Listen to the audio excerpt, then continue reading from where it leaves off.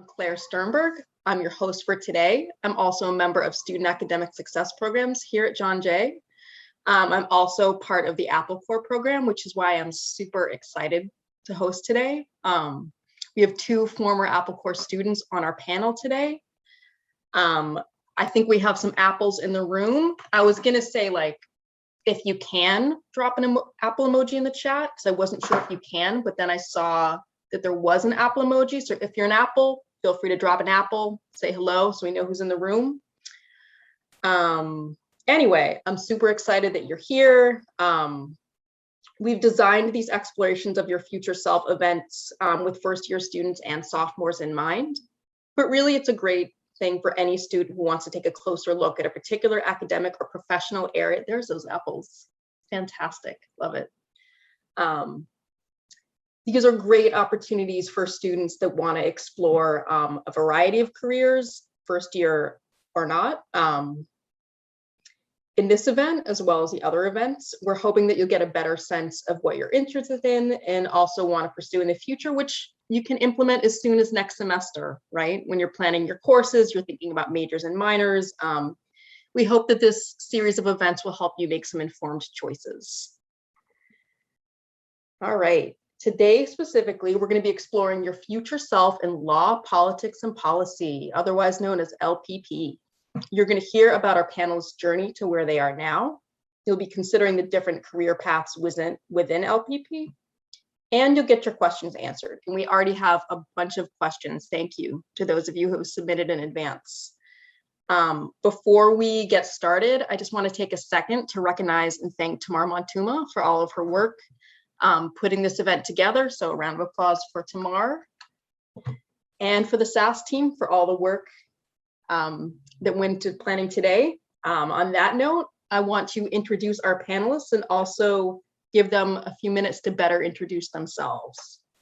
So today we're going to be hearing from Susan Kang, who's an associate professor in the Department of Political Science, Megil Patterson, who's a current third-year law student and formerly Apple Core, and also Andrea Akinbola, a current third-year law student and also formerly Apple Core.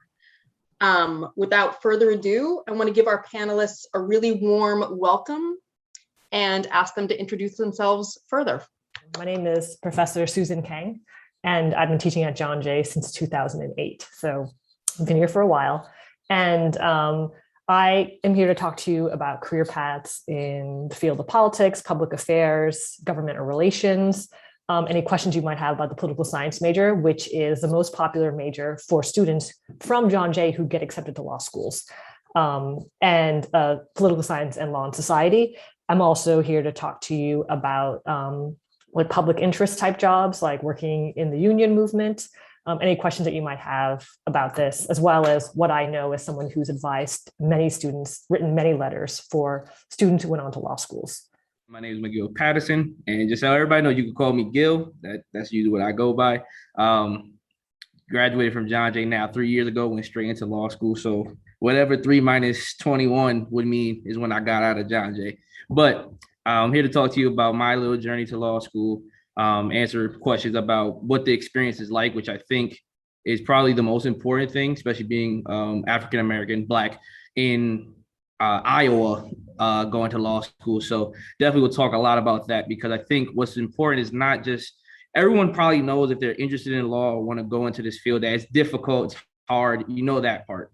But I think the intricacies of coming into an environment where, at least I will say, I truly felt like the minority coming into Iowa, being already the minority in law school in general, but also being a true minority in the state coming from New York, you know, is something I definitely would like to speak about, because I think that's important. You understand keeping your true self and standing up for who you are and not being apologetic about it in these type of spaces is definitely important. So we'll talk a lot about that, and just talking about being able to go into this with the growth mindset. Trust me, I went into law school, my writing sucked, but I was a great speaker, and that's what I like to do. So, but making sure that you take those steps to prepare yourself for the next step is all that we're gonna, or at least I will talk about exclusively. And I'll let Andrea introduce herself. Everyone, my name is Andrea. I'm a third-year law student. Thank you for the organizers for putting this together and inviting me. Really appreciate it. Appreciate the opportunity. I'm here to answer all questions about getting into law school, the application process. I think that's more of an immediate concern for most of you right now. And then also shed some light into my experience thus far in law school, and also answer any questions you have about corporate law, which is a really niche and unique area of the law. So thank you again, and I look forward to answering your questions. Thank you all. I appreciate it. Those were wonderful introductions. I also realized, Claudia, I'm not sure, did you introduce yourself really quick? Hi everyone, my name is Claudia Noemi. I am part of the first year programs team. I'm just here supporting behind the scenes stuff. So happy to be here and so happy to hear all the information that the panelists have to share with us today. Thank you. Claudia is going to, among other things, be helping us monitor the chat and making sure that your questions get answered. So definitely, if you have thoughts to share, if you have feedback, put it in the chat. Claudia and I will be watching it as we move through the event. So on that note, I have a whole bunch of questions for our panelists that were submitted ahead of the event. Today's event is more like a casual conversation. So you're not going to be seeing a PowerPoint presentation. It's not like that. We're going to be having kind of like a question and answer portion. So get involved, put something in the chat. But on that note, I have a question for our panelists. Are you all ready? All right, let's do it. So students want to know, what does the yearly salary look like for a rookie lawyer? Who wants to take a crack at that one? I could jump at that one. What I'll say is, I mean, it's probably two kind of questions that I wanted answered with this. One, will you live good? Yes, you'll live good as a lawyer. I don't think it's going to be a problem with money in regards of being a lawyer in most situations, like if you're practicing law. But I mean, it can range depending on where you plan to stay. So like currently I'm in Iowa, right? So if I plan to stay here, my salary will be obviously different than if I went back home to New York to practice. But I think on average, it like the starting salary, or the average at least overall, is like within the 70,000 kind of range. But it just depends on what you go into. Like I want to go into criminal law, specifically, prosecution or defense work. So that's public interest. So usually it's not a lot of money there in comparison to, say, corporate law or things where you're working with a firm who may be representing big companies like, say, a Google or an Apple, and just those kind of scenarios, right? So it really is just all relative to where you decide you want to practice in, or what do you want to do with your JD, or just what are your interests are in regards to practicing law. So it's kind of a wide ranging spectrum of where you can answer where the rookie salary would start, because also so you get to negotiate your salary as well, which is something I have no idea how that works. So I can tell you more about that once I actually get to that part. But you can negotiate how much money you can make. You're talking about the value you bring to the firm or whatever organization you're working for. So really it comes down to what you think your worth is and how much you can argue for in the beginning of your career. And obviously you're going against partners and people who have been in these law firms and these organizations and have been established by their experience and their expertise, that you're coming in fresh out of law school. It's a little bit hard to argue to get more money. But like I said, I feel like the baseline is you're going to live good being a lawyer, or at least have the funds, you won't be struggling. But the other question would be, if the money is determinative of what you want to do in this career, that's something you have to answer. What do you think is enough for you to continue on this path? Because being a lawyer is not easy. And I think the money is a part of it, but that may not be the factor that'll keep you going in this career path, for years to come.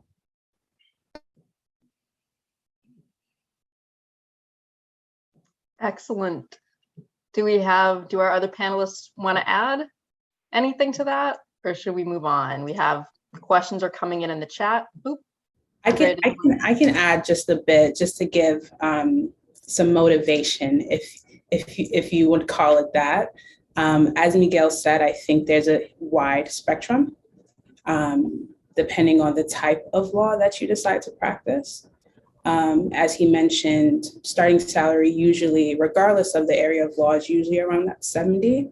And starting salary, depending on what you do as well, can be as high as 205,000.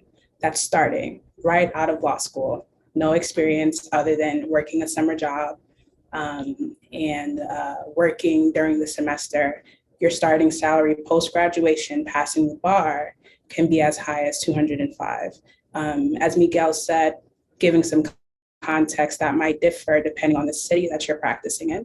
So if we're looking at major cities like New York, California, those are major cities. So the salary tends to be much higher. But once you get into certain areas of law, there's usually a standard. So they'll start you off with that standard. And then, as he mentioned, with experience, maybe you have a master's degree, maybe you did some work in the past, negotiation, you can move that number around. But definitely, I'd say a rookie lawyer starting off could be anywhere between 70,000 and 205. I know some firms are offering 210,000 starting off per annum. That's per year, sorry. Thank you. That's super helpful. Those are really specific, great numbers to know. So as I said, we have some questions coming in the chat. Actually, Andrea, we have one for you. I'm going to put it out there. All right. As a Black woman myself looking to go into the corporate law field, what internships or opportunities did you find most helpful in entering and familiarizing yourself in the field? That's an interesting question. So I also an Apple Corps alum, did a lot of criminal justice work, as is expected when you go to a criminal justice school. So I did work at Queens Youth Justice Center, Queens Family Court, Innocence Project, all of those things being mostly like criminal work.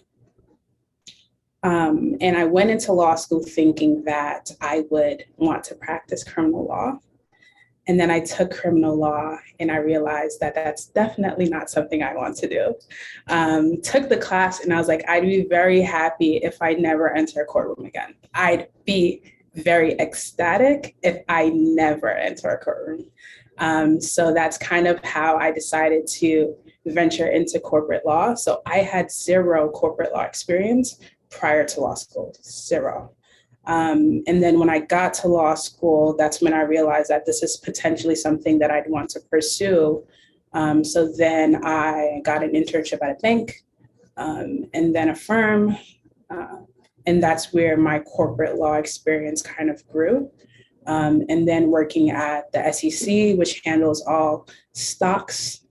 So like Bitcoin and all these trendy topics that everyone is talking about, working on, regulations for some of these digital assets, and then coming back to the firm and doing more corporate work. So I'd say corporate experience is helpful while you're in undergrad, but definitely not determinative of the type of law that you'll practice once you get to law school. So I'd say right now, do what you think you find interesting. Do internships that are interesting to you, and ultimately that will guide your decision making as far as what areas of law you want to practice. So I'd say all in all, it's a very long-winded answer. I'd say all in all, there wasn't any like particular internship in undergrad, but really just going for it once I got to law school. Thank you. I love a long-winded answer. Short-winded answers are troublesome. So love a long-winded answer, or they're not as interesting, I should say. So I also want to say to our panelists, if there's something that's sparked in your mind that you want to share that isn't connected to a question, please go for it. Because if you have, I know you all have so many gems to share that I don't want you to feel boxed in by the question. So share with us like what's on your mind that you want to say, even if it doesn't connect to a question. That said, I have another question that I want to jump into. I see more questions in the chat. I love it. So our next question is, what is a career, or I should say, what could a career in politics look like for someone? Okay, so I'll take this question, but if Gil and Andrea want to like respond with what they know, it would be great to hear from them too. So I sort of wrote down a couple of things about how you could think about a career in politics. So you can either work for an elected official, and you can work on their campaign side, or you can work on their sort of constituent side, like government services side. So I know I have a lot of friends who work. So I volunteered for the Alexandria Ocasio-Cortez campaign 2008. And I know a lot of people who work for her on both the campaign side. The campaign means you're trying to help people get elected. And the constituent services side mean that you're the staff, you're a government employee who provides services to constituents. And so this will be at various levels. City council people have all this, state assembly and Senate people have this, as well as sort of executive level, like mayor, governor, as well as Congress and Senate, right? So there's different levels of government you can work at as a staffer. So that's working directly for government. Of course, you could also run for office. We have had alumni successfully run for office, including the former mayor of Rochester. And we actually currently have a city council person, I believe, as well. And we also have assembly people. So we, have had success with our students getting elected to office as well. But usually there's, steps to do that, which I'd be happy to talk to anybody one-on-one if they're curious. And you can also work so in addition to working for an elected official, you can work in sort of like a broader staff position that supports electeds, right? So, like the mayor's office has like a huge level of bureaucracy that provides services, as well as sort of the state. You could consider a career in Washington, D.C. And you could, couple this with a law degree, right? So there's many different pathways, and it's not like clear the way that sort of getting a degree in computer science gives you like a coding career. You can also work in what is called governmental affairs, right? So Andrea was talking about corporate law. This is working for an organization or a company, representing that organization or company's interests to elected officials, right? So this could be working, for an agency that provides services, right? So like a lobbying firm, or you could be working as an in-house lobbyist for an organization or a company, right? So one of my friends works as a lobbyist for an organization that advocates for people with developmental and intellectual disabilities to make sure they get the kinds of government funding for the programs that they need.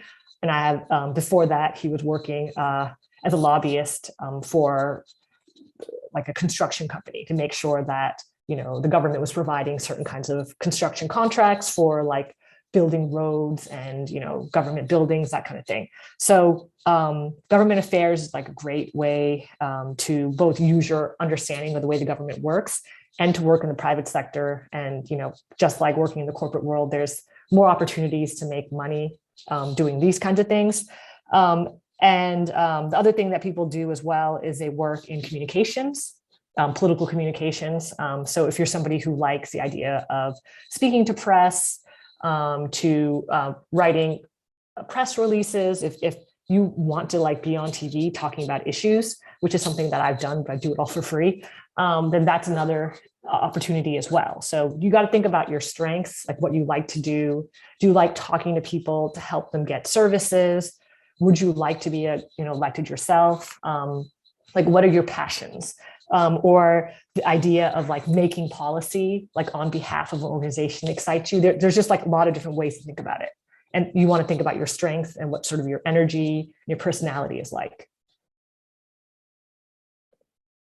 I guess I'll add here. The thing I'll add here is obviously, one, I'm just full disclosure, politics is like out the window for me, only because for me, it's like a lot of weighing heavy on the heart and the head. But if you're interested in law school and want to become a lawyer, I guess what I learned was that because I want to be a criminal court judge, I want to be in the courtroom opposite from Andrea. Like that's where I want to be, but that's okay, right? But like what I realized being here is that being a judge is more political role, like in politics, more than it being just like a person, a neutral party, making sure that people who come before the court get their fair share at trial. Because you have to run for the position to be a judge or be appointed. So you have to be active in the community, obviously, and things like that. So I guess this is more like how you tie it in if you want to do that kind of like political like esque work, but also be a lawyer. It's probably like judge position, legislator, things like that, where you're making bigger change or in a position where people have to vote you in and stuff like that. So you're thinking about how you want to best portray yourself. What is the goals you want to achieve in these positions and things like that. And that's just kind of a little bit I want to add to that, because I know that was eye-opening to me. I'm thinking, oh, they just pick judges that are good attorneys. No, you got to like, run and show and get people to be on your side to vote for you to be in that position. And that's not easy because, everyone has their own beliefs on how crime should be, managed and things like that. So just something to, keep on your mind. You just started to touch on one of our questions coming up, which is what are some of the biggest misconceptions about your field? We'll get into that in a couple minutes, hopefully. I do have a kind of open-ended question, which I think might be helpful for all the students in the room. And students want to know just what your first year of law school was like. Let us have it. Andrea, you want to start off? You want me to start it off? So there's just no easy way to put it. First year was hell. It was the hardest adjustment in my life. And it was hard for me for multiple reasons. I moved out of New York all the way to Iowa. So I'm in the middle of the country, one of the past flyover states. Most people, when I told them I was here, they had no idea what I was talking about. But law school coming in, I mean, this probably gonna be something you never heard before. Orientation, we had homework. I had to go home and read like before I went the first day to get introduced to everybody. I had to read before I went there.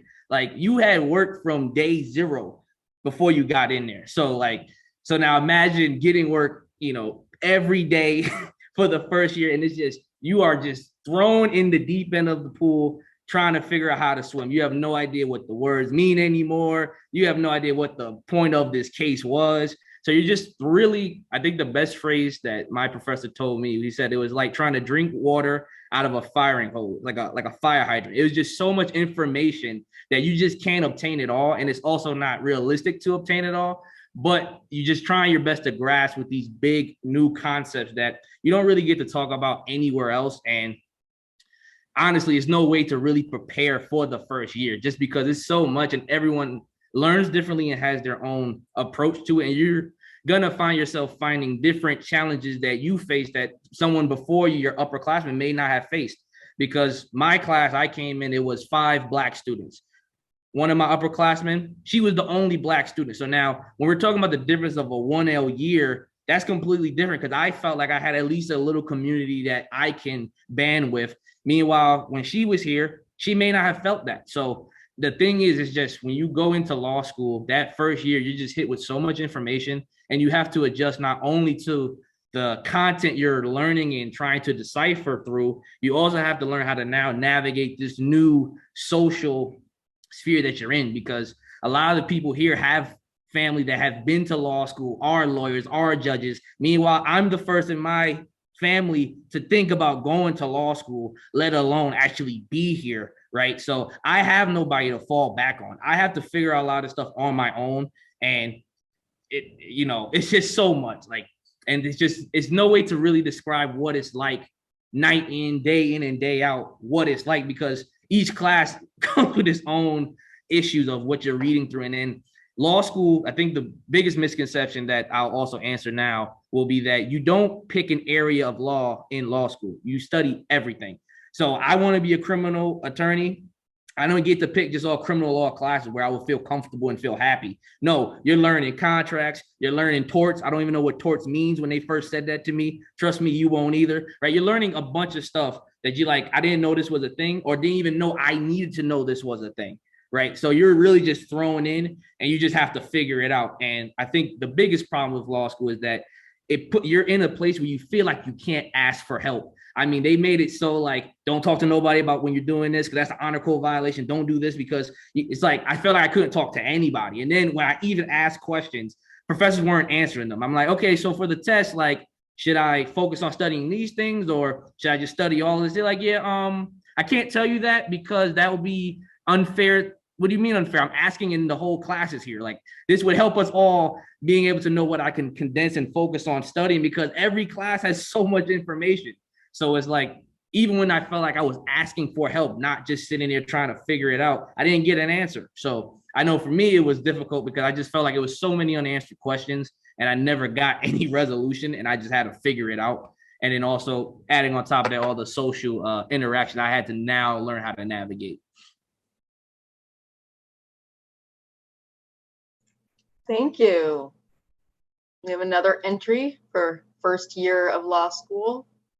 Would anyone else like to share? Just to add, Megil was absolutely right, but I don't want any of you to be terrified. So I'll share some of the positives of law school, if there are any, your first year. The first year, as Megil said, is really tough. I stayed in New York, I'm in Long Island, but the culture shock is real. The culture shock is a shock, right? But even with that culture shock, I think you will find people who will support you, and people, your classmates, your classmates who will study with you, who will, you guys can get together and ask each other questions and the like.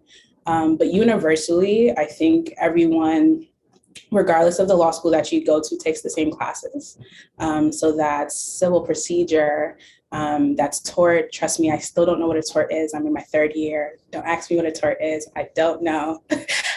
Civil procedure, tort, criminal law, the courses are usually the same regardless of the law school you go to, just because the uniform bar exam. So everyone has to know this information. So also the only other thing that I'd want to mention is that the Socratic method is very real in law school. They take it very seriously, which means that in any given class, for example, even in this meeting, if we're on Zoom, I'd call on somebody like Johnny Guaman. The professor can call on Johnny Guaman and say, Johnny Guaman, okay, tell me the facts of the case. Explain to me what the rule of the law is. What did the circuit judge, what did the federal judge hold in this case? And you're expected to know the case from front to back, period. There's no ifs, ands, or buts. You're expected to know. And then lastly, every class is graded based on the final exam. So your whole grade for the entire class is the final exam. Maybe they'll be kind and give you 5% for participation, but your final grade is this one exam. So you're expected to know everything from the beginning of the semester to the end of the semester for the final exam. So Socratic method, final exam, and I think that's the two major things that should excite you to go to law school, I think.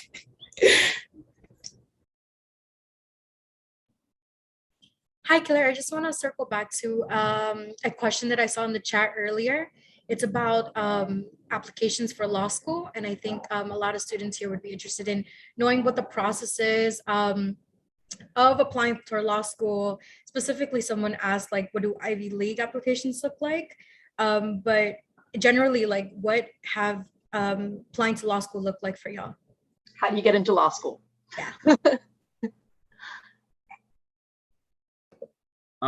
Well, I can't speak on the Ivy League application because I'm not in the Ivy League school. So I can't speak on what they're specifically looking for. But I mean, in general, the biggest portion of your application process is the LSAT. So like Ivy League school, they have a certain LSAT score that they want you to get to. So if you don't have that, that's probably the biggest factor, because I mean, you need to get a score to be able to like determine what schools will accept you, things like that, in your scholarship offers, things of that nature.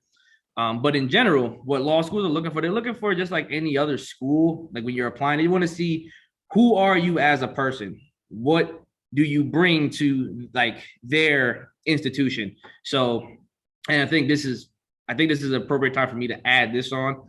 When you're looking for your law school home, don't just look within the 5 boroughs. I know for a lot of people in John Jay who may come from different backgrounds, that they may not have the financial support or the family support. I know that's real, because again, I've been blessed to have people help support me through this. That may not be everyone's situation, but look outside of New York as well when you're looking for law schools, because one of the things that will help you a lot, which helped me a lot with coming to Drake, was that me being Black and being from New York were two things that they wanted. They wanted more diversity here at Drake Law. So that was a big stepping stone for me getting into the school with more money compared to some other schools I applied to, or different financial packages. But they're looking at your LSAT score. They're looking to see, what did you do at John Jay? Were you involved in clubs? Were you involved in internship opportunities? Were you active?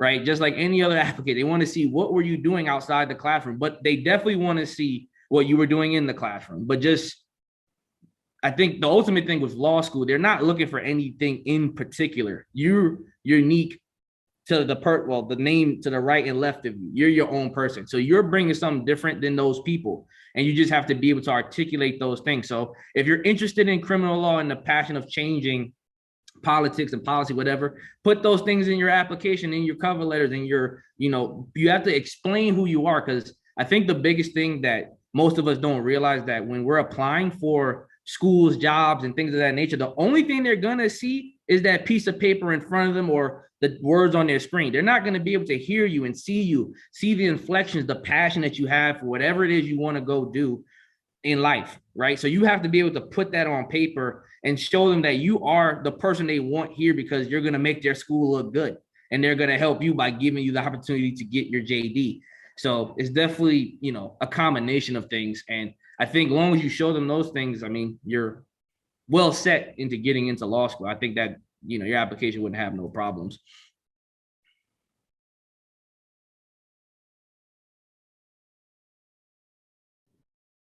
Also, just to add, so just like some things to itemize, I like lists, so I like to list things out. So as Megil said, your LSAT score, law school admission test, LSAT GPA, you're gonna need a personal statement. Your personal statement, as Megil said, can really shift things for your application. Really, for my diverse students in the room, hone in on how you are diverse.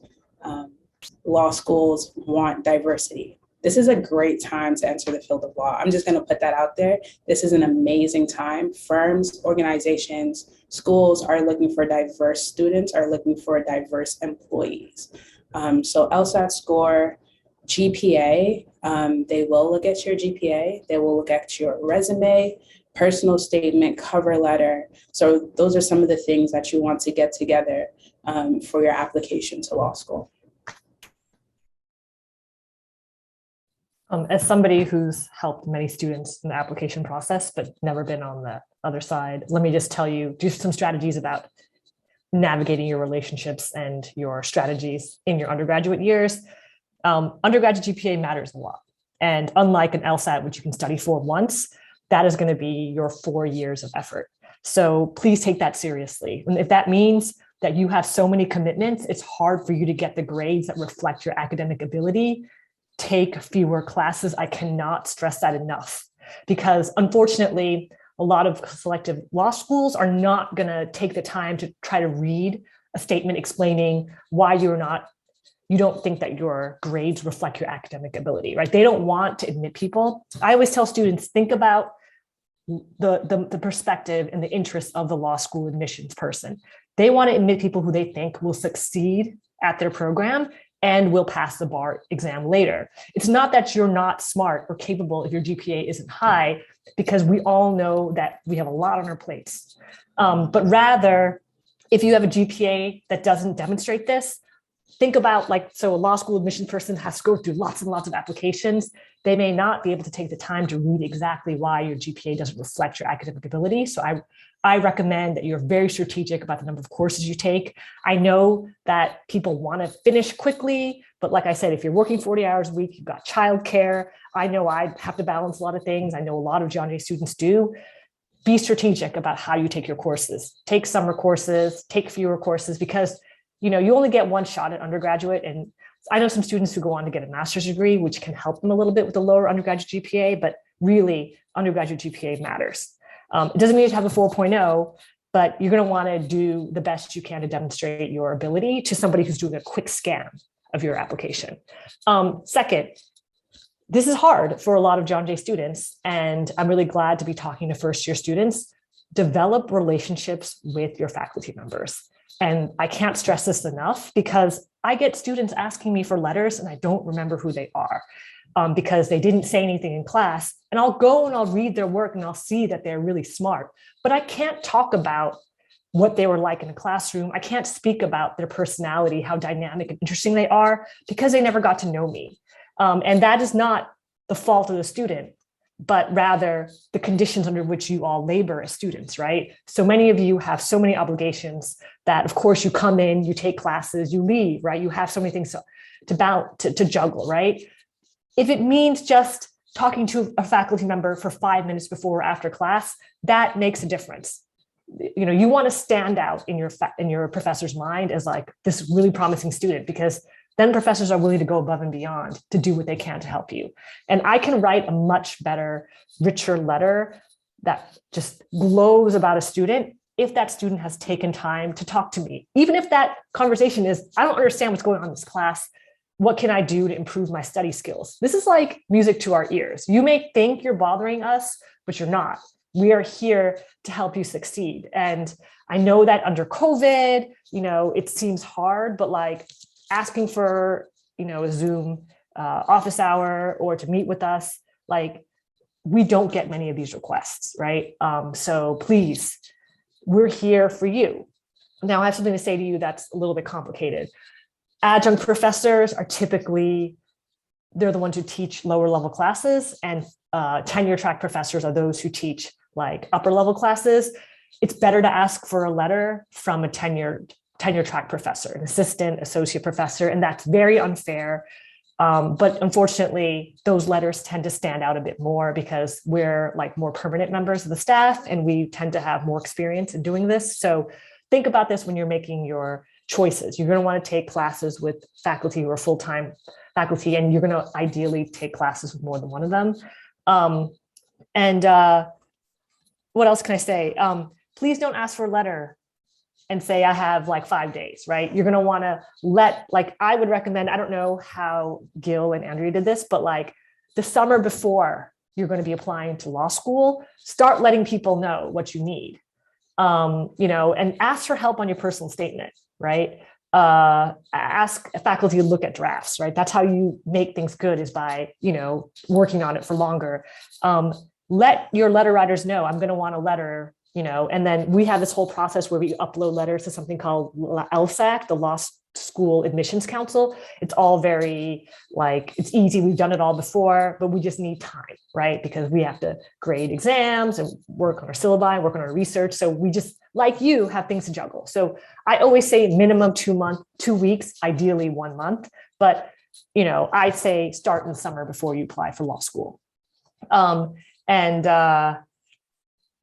Yeah, so really think about everybody in your undergraduate career, you know, your faculty members as like a way to sort of, you know, have conversations with them about your interests, including like you could, oh, sorry, one more thing too. I'm dropping a link into the chat for opportunities.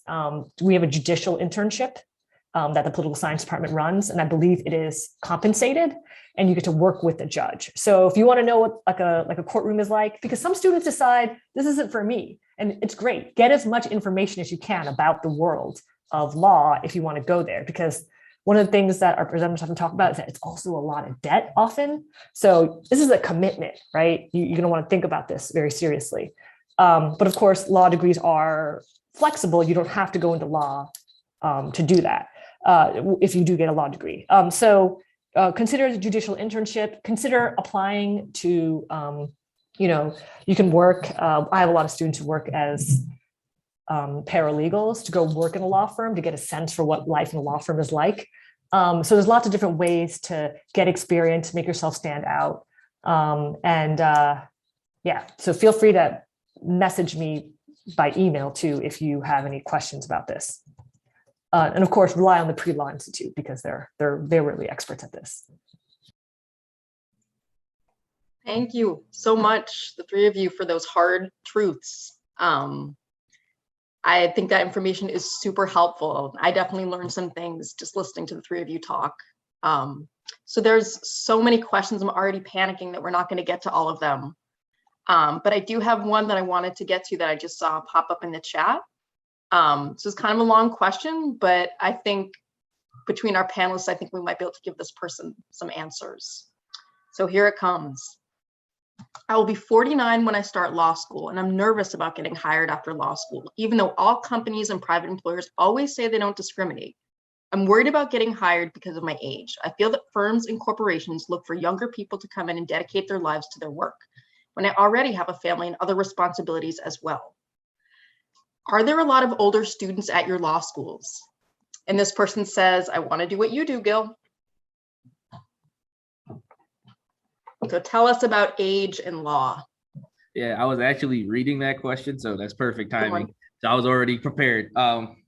Well, it's interesting enough that my school in particular, there is I can't remember her name right now, but there was a alum from here that started a program for non-traditional law students. So that was for students who were a little bit older and coming to law school, where they could get a scholarship through her, funding this program, and get opportunities like that, where they get exposed to different law firms and things like that, where they are an older student compared to a lot of us. But the one thing I will say is that law school, you will see a range of ages here. It's not like everyone is coming straight out of undergrad to law school like me, who came in 22. Some people come in 30, 40, like a wide range of ages. So I do feel like that it's not as big of an issue as you may feel it is right now, because at the end of the day, they do, I genuinely feel like they don't discriminate as much. I can't prove that, obviously, depending on where you're applying to, but I do think they're looking for people who can fulfill a role. They're not really as concerned with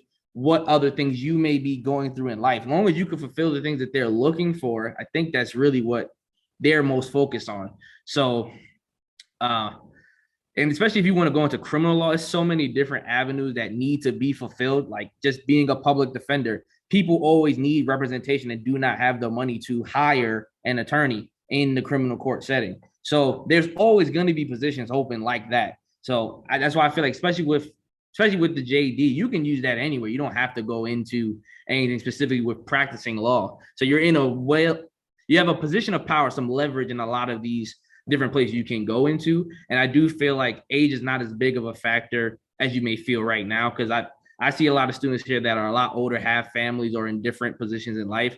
And the only thing is these firm life, I can't speak too much on that because I haven't been exposed to that. And I know they have a different structure where they may want different types of commitment, but it's the same thing with being a trial attorney. Sometimes you got to stay up late and work on some of these arguments and getting ready for trial and getting ready for these negotiations for plea hearings and things like that. So it comes down to, I feel what I've learned the most being here is your mental health takes priority over all of that. But at the end of the day, there will be jobs, there will be opportunities that are better fit for you than just what you thought you wanted to do, right? So my biggest thing is, at the end of this, if you don't take anything else from me, just be open to what opportunities are out there, because you never know what will be meant for you or what you actually will enjoy.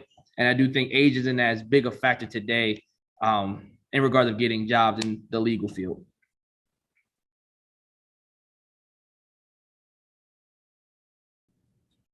If I could just come in a bit, I think that one of the things that a lot of minorities have to deal with is self-elimination.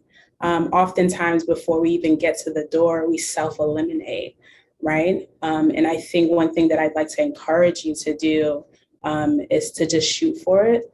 I have a lot of classmates who are much way older than me.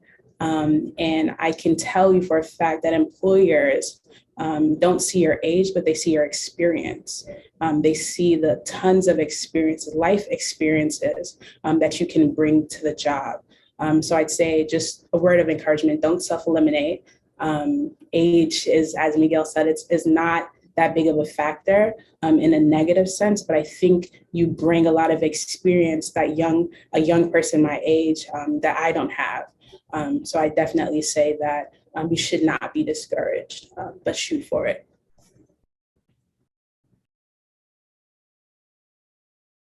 I just wanted to say that I know that CUNY Law has an evening program geared towards working professionals, and a lot of law schools are residential and expect you to go full-time during the day. So definitely look into sort of part-time and evening law school programs, and then go and talk to their administrators and ask them what are placement rates like for non-traditionally aged students, because they'll have that information available for you. Okay, before I jump to the next question, just a reminder to our panelists, if there's something that we haven't touched on yet that you want to share, please talk over me, offer it up. I don't want you to feel boxed in by these questions. The next question, I love an open-ended question, and this next question is a good open-ended question. So this question wants to know, at what point did you decide that you want to pursue the career that you're currently in or that you're working on getting to? What made you know that this is what you wanted to do?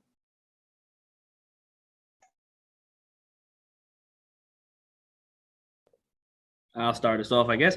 So for me, I've known I wanted to do this since sophomore year at John Jay, when I got exposed to the Fortune Society nonprofit at in Queens. I'm trying to think of the street, but regardless, the Fortune Society worked with people who were formerly incarcerated or an alternative to incarceration programs.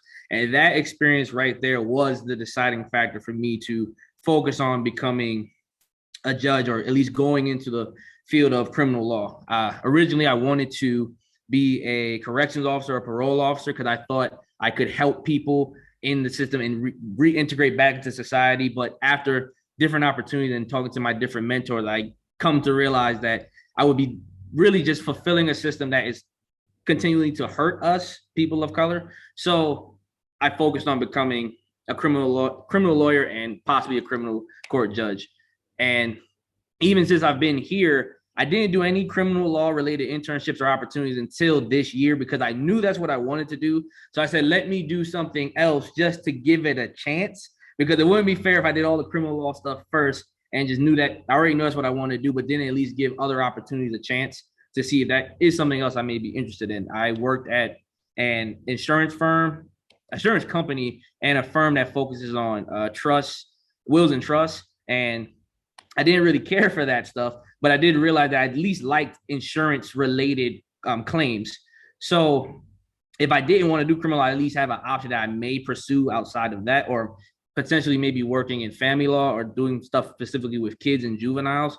But I mean, I think my answer just comes down to, you just have to expose yourself to different opportunities, like everyone on the panel has talked about. It's just about exposing yourself to things that you're interested in, or even may not be interested in, just to see if you like it or not.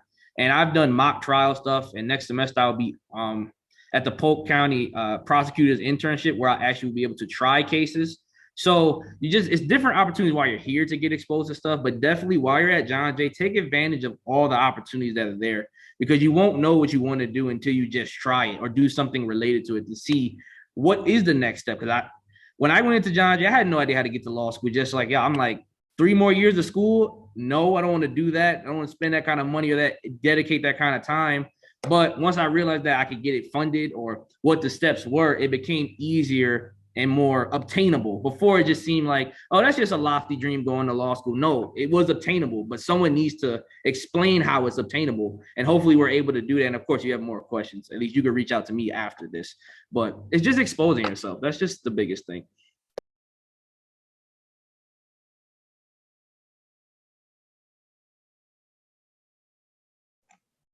Would anyone else like to share a defining moment that helped you along your way to pursuing your career? It's okay if not. I'll speak very quickly. I went to graduate school, and sort of the question in the chat about graduate school.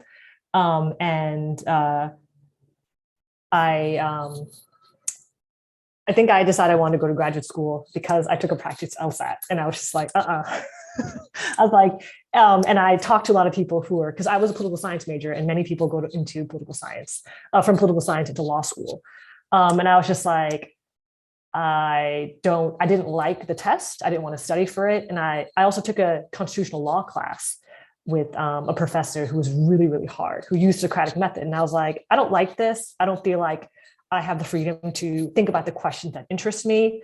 And I was like, yeah, this is not for me. But, I gave it a try, just like Gil said, like I, thought about it. And I talked to people, and I decided I want to go to graduate school in political science because I loved writing papers. I loved thinking. I loved reading. And I loved thinking about politics. And so I applied my senior year of college to a bunch of PhD programs. And PhD programs are funded. And the goal of being a PhD program is usually to become an academic, like someone who teaches and writes about your particular field. And right now, like a lot of fields, the field of academics, social sciences, political science is really looking to diversify as well. So if you can bring diversity to a program, and I always encourage my students to apply outside of New York City, and they in 90% of the time do not listen to me.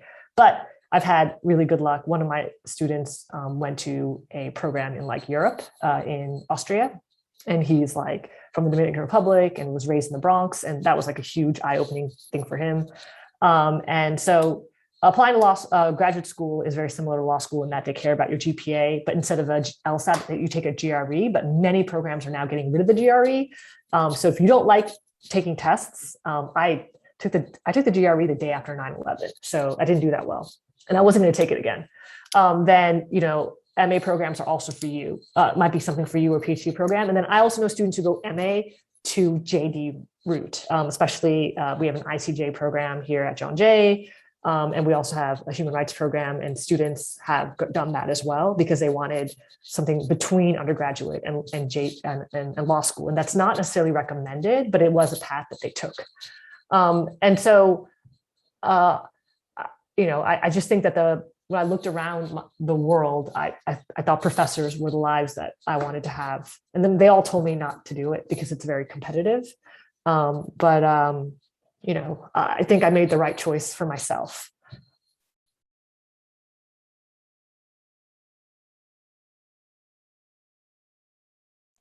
I'm looking at you, Andrea. Do you want to share, or should we go on to the next question?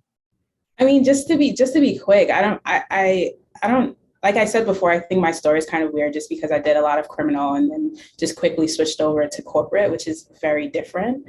But I think just to answer a number of questions that were in the chat and also give my own opinion, as Megil said, you do get the opportunity to explore, do different types of law, whether that's corporate, criminal, civil.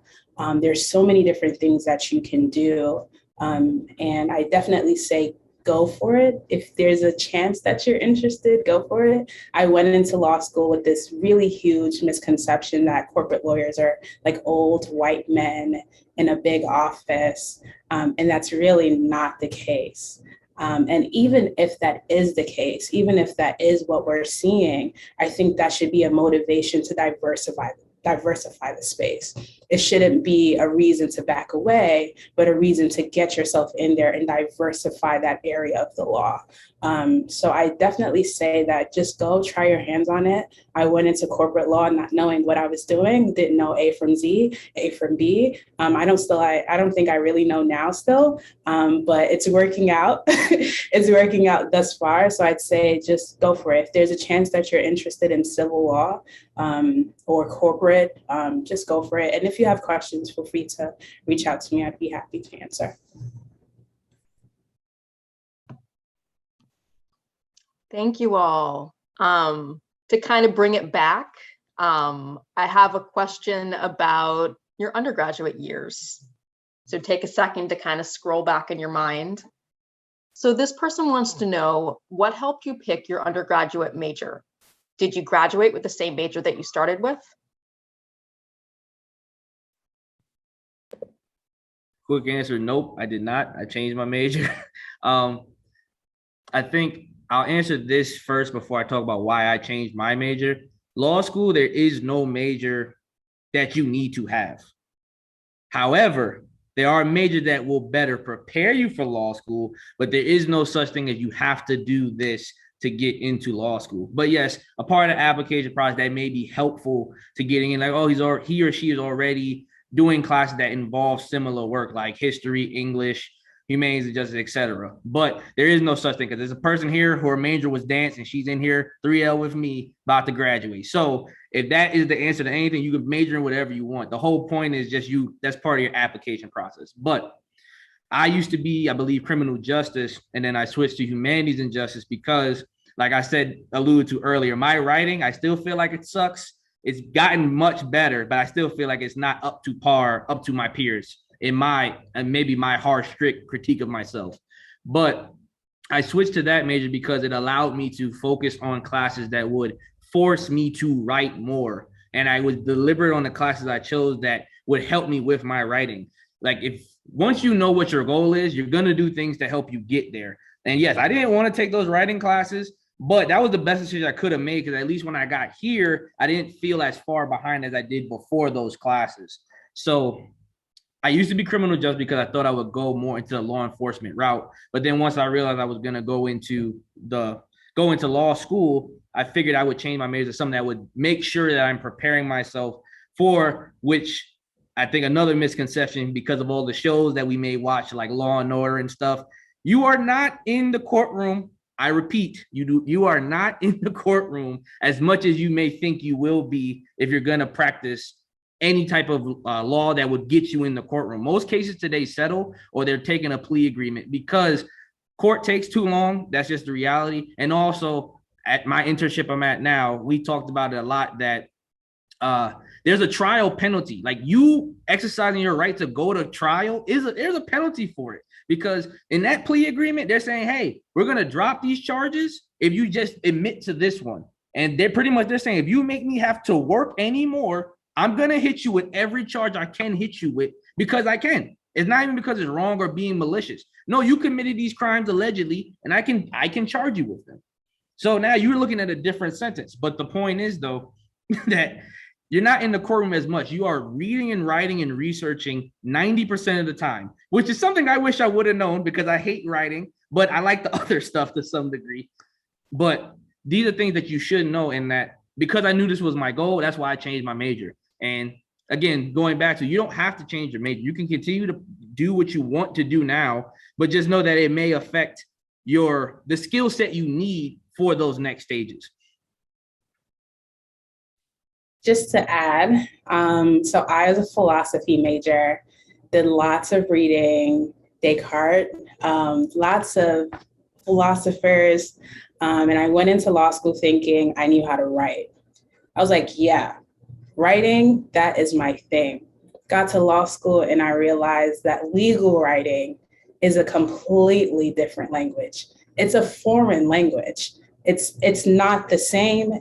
There's nothing to compare to legal writing. So you're literally learning, once you get to law school, how to write and how to speak like an attorney. It's very different from undergrad. There's, in my humble opinion, there isn't necessarily a class or a major that will genuinely prepare you for law school or genuinely prepare you for the practice of law. I don't think that there's a major that will really help you, because once you get to law school, there's going to be a writing class. And in that writing class, they will teach you how to write a legal memo. They will teach you how to write a legal brief. So even if you're doing writing in undergrad, unless the professor in undergrad is an attorney or someone with a JD, it's very hard for them to now come and teach you what they will teach you in law school. It's very different. I just want to put that out there. It's very different. So while you can have some writing experience, reading experience in undergrad, I think once you get to law school, you'll realize that the tables will switch very quickly. And what you learned, which might have been acceptable in undergrad, is not acceptable in law school. I'm not saying grammar goes out of the window or syntax goes out of the window, but I'm saying form and your reasoning, your analysis is very different. So I think as far as undergrad majors, I majored in philosophy. I was a political science major, and then I quickly switched over to philosophy because I was told that that would help with logic games on the LSAT. Boy, was I surprised. It did not help me, not one bit. So if you don't like philosophy, well, that's just me. So your experience might be different, right? That's just me. I don't believe it helped me. But regardless of your major, I'd say pick something that is important to you that you like, because your GPA matters. Your GPA matters. So pick a major that you like, that you enjoy, that you can go to class, sit down, have a great conversation, engage with your professors, engage with the materials, because that will boost your GPA. And then take the LSAT. With the LSAT, you get a great score, you have a good GPA. And then when you get to law school, they will teach you how to be a lawyer. Undergrad will not teach you how to be a lawyer. Law school and practice, internships will teach you how to be an attorney. And I hope that answers the question, in my opinion, respectfully. Wait, can I jump back in real quick, unless Professor Kang has something to say? It was a couple of things I just want to say really quickly. One, I'm going to disagree with Andrea. Law school don't prepare you to be a lawyer either. That's something that you still got to learn when you out there. But at the same time, it does prepare you for that. And I forgot what the other thing I was going to say. It was something related to majors, but it may come back to me. But yeah. Totally agree with what Andrea said. You pick a major that you are passionate about, because then you can get the GPA you need and develop the relationships with the faculty members that will give you the strongest letters.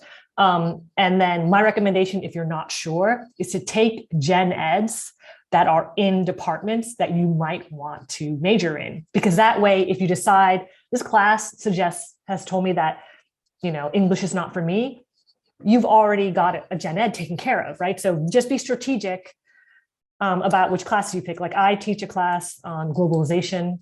It's part of the globalization and world cultures gen ed requirement. So it's like students can take the class, boom, boom, get a taste of political science. They don't like it, they've got one of their gen eds taken care of, right? So that's what I recommend to students who aren't sure. Or like pick a class that is, if you're deciding between two majors, that's part of both majors, or could count as elective, right? So and that's actually kind of annoying. You have to sort of sit down with various major requirements and sort of figure this out and work on your schedule. But that way you're sort of getting the most bang for your buck, and you don't need to commit super early. Most majors at John Jay are about 30 to 36 credits. That's like 2 or 3 semesters tops, right? So don't feel the need to commit quite yet. And it came back to me. I know I was going to say really fast. Remember your major, like law school is a part of your future. It's not the future, right? So like it doesn't end at law school. You're going to go beyond that. So if you want to practice in an area that maybe an undergrad degree in say computer science will be more beneficial, because you're going to go into say trademarks, like whatever, like in that field, maybe you being a specialist in that and then getting the law degree on top of that, you're able to better serve a company or whatever place you want to go to that revolves around technology stuff, but you have the legal degree as well to help them as in-house counsel or things like that. So again, that goes back to you can major in anything, and it can help you with your future career, not just law school. So again, you have to also think about that portion and beyond. Thank you all. We are at 2:50, which is our wrap-up time. And I'm noticing students are starting to trickle out, probably because they're off to class. But before we go, I just wanted to give you one more chance. If there's anything you wanted to say before we end, to share with the students, feel free to unmute, and then we will end the session.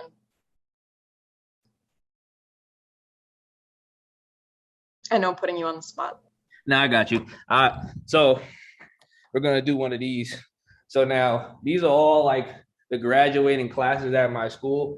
And as you can see, I know it's probably hard to see, but it's not a lot of brown and black faces in these photos. And that's just the reality of it.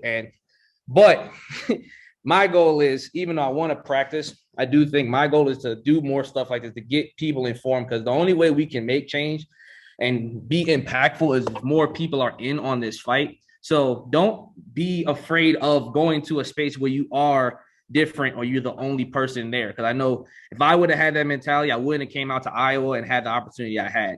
So it's definitely important to know what you're going into, but you're not alone. It's people that have come before you, that alumni that will reach out and help you. Just know that whatever you do, you will have the support system as long as you reach out and ask in these different places, such as John Jay or wherever you decide to go after. I feel like Miguel just totally took my point, almost as if he was reading my notes here. I think what he said is so true. I remember in my senior year, I was super discouraged. The LSAT is really tough. The application process is really tough. As someone who's first generation, having high aspirations, right?